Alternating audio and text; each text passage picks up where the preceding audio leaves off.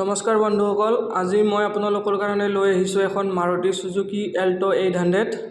গাড়ীখনৰ কণ্ডিশ্যনটো খুব ধুনীয়া হৈ আছে, চকাবোৰো ধুনীয়া হৈ আছে, আপোনালোকে চাই লওক।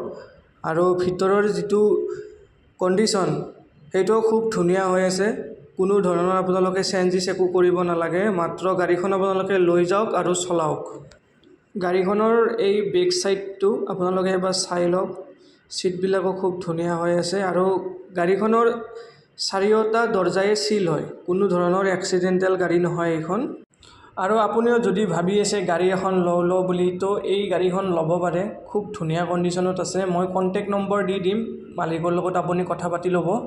গাড়ীখনৰ সৰু সুৰা দুই এটা স্ক্ৰেচ আছে বাৰু, তো সেইখিনি অকণমান ঠিক কৰি ল'লে ঠিক হৈ যাব গাড়ীখন।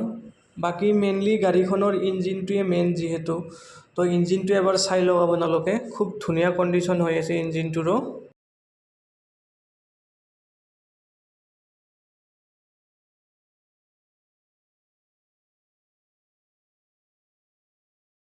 আৰু মই আপোনালোকক কৈছোঁ যে গাড়ীখন কোনো ধৰণৰ এক্সিডেণ্টেল নহয়।